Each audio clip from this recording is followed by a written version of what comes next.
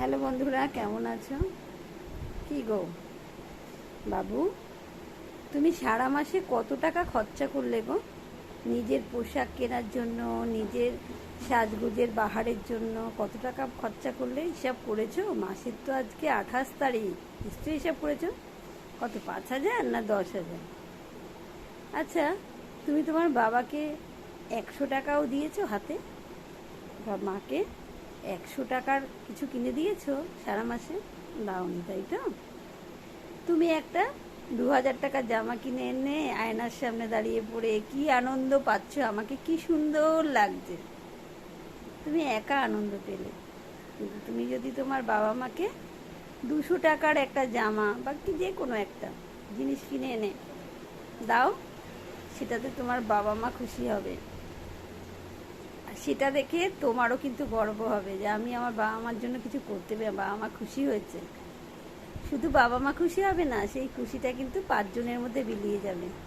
বাবা মা কিন্তু সবাইকে বলবে আমার ছেলে মেয়ে আমাকে এটা দিয়েছে। বাবা মা যতই রোজগার করুক, সন্তানের হাওয়াতে পাওয়া ওই 200 টাকার জিনিস কিন্তু তাদের কাছে শ্রেষ্ঠ সম্পদ।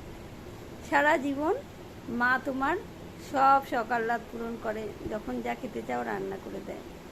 বাবা সে যাই রোজগার করুক না কেন, তোমার পছন্দের জিনিসটা কিন্তু ঠিক নিয়ে আসে।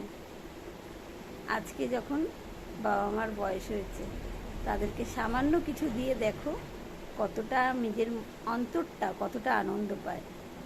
বা যাদের বাবা মা নেই, তারা বাবা মার বয়সী যারা আছে তাদের জন্য একটু করো। নিজেদের তো নিশ্চয়ই নিজেদের জন্য করবে। প্রত্যেক দিন রাস্তায় তোমরা যখন যাতায়াত করো, কত বাচ্চা দেখবে হাত পেতে দাঁড়িয়ে আছে ভিক্ষের জন্য, একটু খাবারের জন্য, দুটো পয়সার জন্য। তাদেরকে প্রত্যেক দিন তাদের পেছনে 10 টাকা খরচা করো বা 5 টাকা একটা কেক কিনে দাও, নিজের অন্তরে শান্তি পাবে। এইসব কাজগুলো করো। নিজেরা তো অনেক কিছুই করছো নিজেদের জন্য, তাই না? এদের জন্য করো, তোমার অন্তরে বিরাট বড় একটা শান্তি আসবে।